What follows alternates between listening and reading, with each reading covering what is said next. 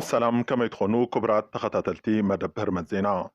لما عنتون عخوم يخون يمزبلنا يوم تكسات حبريتات حيزنا لكم مزينا لنا نمكتتالكم دما بخبر النعدم فلما كندار استاتهم ناوخم كبل ليتنال جنرال تادس ورده مز حدش شمانيا زخونه فولي اما خاريوم بعد هفتي ساباو دسالين بمخان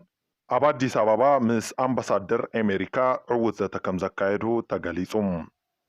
إذي فولي أمخاري بريزيدنت جزيام من محدار تقراي ليتنال جنرال تادس ورده تغيرو تشي مزلو بعد هفتي ساباو دسالين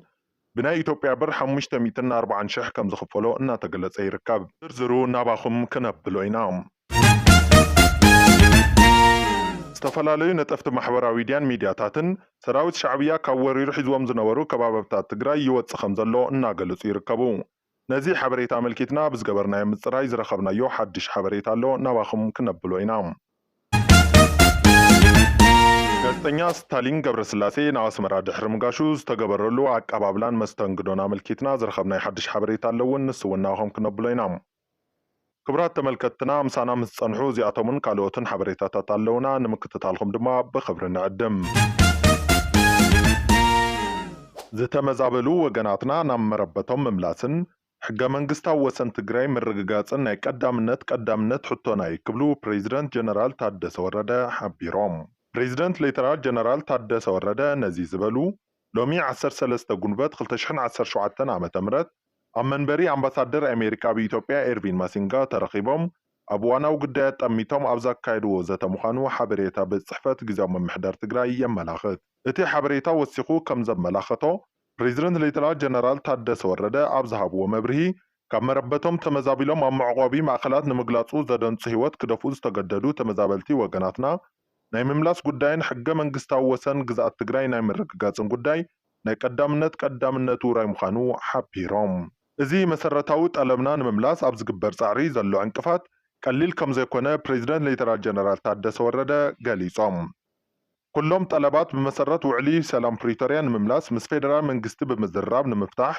ይስራሕ ከም ዘሎ ዝገለጹ ፕሬዚደንት ሌተናል ጀነራል ታደሰ ወረደ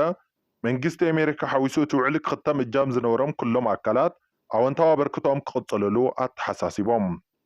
أمباسادر أمريكا بإثيوبيا إيرفين ماسينغا بوغنهم وعلى بريتوريا بأقواوك في الثمن جزاهم من محدار تقراي استحنقطهم عمامات وعوت عقواوك في الثمن من قصتهم عدلاي حجز كم زقبر قليصهم. أمو الداتا بكتصاليب زعما كجبرز قبام قديات عميق زتا زكايد خوينهم كاب كلهم قديات دمام الرداء كم زبطحون تفولي تقبل بيت صحفة بريزيدنت حابيروم. فولي أمخاري بريزيدنت تግራይ እቲ ዘተ ዕውትን ብዙሕ ምርድዳ ዝተበፅሐሉን ይርከብሉ ገሊፆም ፕሬዚደንት ሌተናል ጀነራል ታደሰ ወረደ ሎሚ 13 ግንቦት 2017 ዓ.ም ኣብ መንበሪ ኣምባሳደር ኣሜሪካ በኢትዮጵያ ኤርቪን ማሲንጋ ተረኺቦም ምስቶም ኣምባሳደር ሰፊሕ ዘተ ኣካይዶም እዮም ኣብቲ ዘተ ዝተረኸቡ ፍሉይ ኣማኻሪ ፕሬዚደንት ግዚያዊ ምምሕዳር ትግራይ ሌተናል ጀነራል ታደሰ ወረደ ዝኾኑ አይተ ሰባው ደሳለኝ ምስላዛ ትግርኛ ሚዲያ ኣብ ዝነበሮም ሓፂር ፃንሒት ከም ዝገለጽዎ እቲ ዘተ ዕውት ከም ዝነበረ ገሊፆም እቶም ኣማኻሪ ወሲኾም ድማ እቲ ዝተኻየደ ዘተ ብዙሕ ምርዳእ ዝተበፅሐሉ ከም ዝነበረ ድማ ሓቢሮም ኣለዉ ኣምባሳደር አሜሪካ በኢትዮጵያ ዝኾኑ ኤርቪን ማሲንጋ ኣብ ትግራይ ምስ ዝተፈላለዩ ኣመራርሓ ሕወሓት ሰራዊት ትግራይ ግዚያዊ ምምሕዳር ትግራይን ከምኡውን ምስ ተወከልቲ ተመዛበልቲ ከም ዝዘተዩ ዝፍለጥ እዩ ብዙሓት ነጠፍቲ ማሕበራዊ ሚድያ ተወለድቲ ትግራይ ነቲ ፍሉይ ኣማኻሪ ፕሬዚደንት ግዚያዊ ምምሕዳር ትግራይ ሌተናል ጀነራል ታደሰ ወረደ ተገይሩ ተሸይሙ ዘሎ በዓል ሃፍቲ ሰባው ደሳለኝ 540 ሺህ ናይ ኢትዮጵያ ብር ከም ዝኽፈሎ እናገለጹ ይርከቡ ሓቃውነቱ ግን ዝተረጋገፀ ኣይኮነን ብዙሓት ነጠፍቲ ማሕበራዊ ሚድያን ዝተፈላለያ ሚድያታትን ሰራዊት ሻዕብያ ወሪሩ ሒዝዎም ካብ ዝነበሩ መሬታት ትግራይ ከም ዝወፁ እናገለጹ ጸኒሖም እዮም ሰራዊት ሻዕብያ ወሪሩ ሒዝዎም ካብ ዝነበሩ ከባቢታት ዘላምበሳን እገላን ሰሜን ምዕራብን ከም ዝወፀ እናተገለጸ ጸኒሑ እዩ ይኹን ዳምበር ሕዚ ብዝረኸብናዮ ሓድሽ ሓበሬታ መሰረት ሰራዊት ሻዕብያ ካብቶም ዝተባሃሉ ከባቢታት ከም ዘይወፀን ንክወፅእ ዝገበረ ምንቅስቃስ ከም ዘየለን ተሓቢሩ ሰራዊት ኤርትራ ካብ ከባቢታት ባድመ ይወፅእ ከም ዘሎ ዝውዛዕ ዘሎ ሓበሬታታት እውን ፍጹም ዝተዛውዐን ኣባይታ ዘየለን ከም ዝኾነ ይተረጋጊጹ ኣሎ ብምዃን ድማ ሕዚ እውን እዚ ሰራዊት ከም ዘይወፀን ኣብ ከባቢታት ባድመ ክፋላት እገላ ዘላምበሳን ኢሮብን ወሪሩ ከም ዘሎ ኣባይታ ዘሎ ሓቂ እዩ